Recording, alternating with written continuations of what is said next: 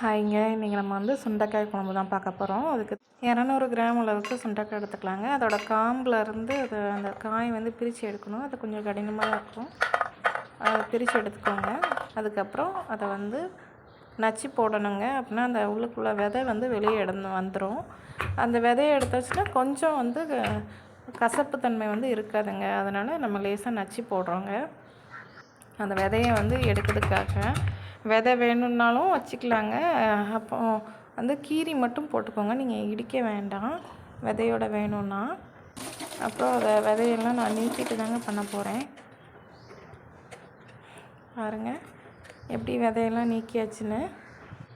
ஒரு 10லேருந்து 15 நம்பருக்கு வந்து நம்ம வந்து சின்ன வெங்காயம் எடுத்திருக்கோம்.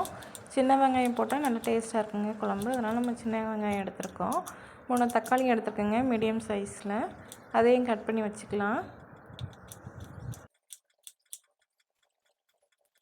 பூண்டு எடுத்துருக்கேங்க, ஒரு 3 நம்பர் எடுத்திருக்கேன்.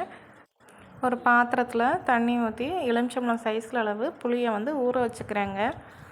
கொஞ்சம் கருவேப்பிலை எடுத்திருக்கேன், அவ்வளோதாங்க.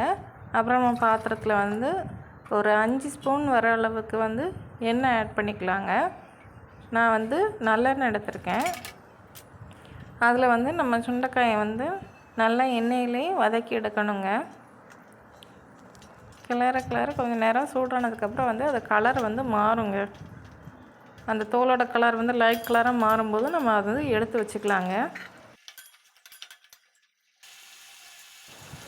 அதே பாத்திரத்தில் கொஞ்சம் எண்ணெய் ஆட் பண்ணிக்கிறேங்க. அதுக்கடுத்து கடுகு போடுறேன், வெந்தயம் போடணும், அதுக்கப்புறம் ஜீரகம் போட்டுக்கோங்க. நான் வந்து ஜீரகம் போட மறந்துட்டேன், பின்னாடி ஆட் பண்ணியிருப்பேன்.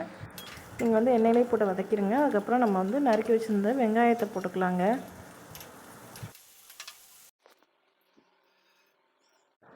வெங்காயம் வதங்கினதுக்கப்புறம் நம்ம வந்து கருவேப்பிலை ஆட் பண்ணிக்கலாங்க. கருவேப்பிலையும் எண்ணெயில் கிளறி விட்டுருக்கலாம். அதுக்கடுத்து நறுக்கி வச்சு தக்காளி பழத்தை ஆட் பண்ணிக்கலாங்க. தக்காளி பழம் நல்லா வதங்கட்டும்.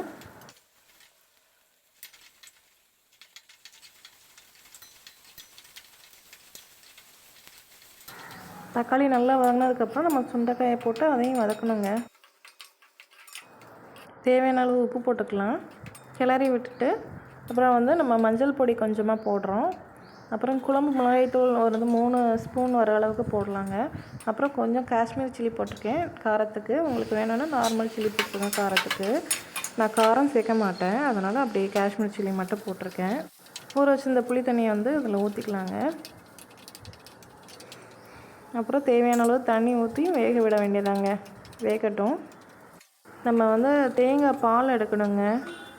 இதுக்கு வந்து தேங்காய் பால் தான் நான் வந்து விட்டுருக்கேன். அது நல்லா டேஸ்ட்டாக இருக்கும்.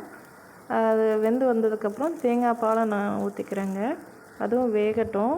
இப்போ வந்து தண்ணியோட அளவு வந்து குறைஞ்சி கிரேவி பதத்துக்கு வர அளவுக்கு நம்ம வந்து அதை வேக வைக்கணுங்க. ஒரு மூடி போட்டு வேக வைக்கலாம். பாருங்கள், இந்த அளவுக்கு திக்காக வந்திருக்கு நம்மளுக்கு. இதில் வந்து ஒரு 3 ஸ்பூன் நாட்டு சக்கரை ஆட் பண்ணுறேன். அவ்வளோதாங்க. கிரேவி டேஸ்ட்டாக இருந்துச்சு. நீங்களும் இந்த குழம்ப ட்ரை பண்ணிவிட்டு அது எப்படி இருந்துச்சுன்னு கமெண்ட்டில் சொல்லுங்கள்.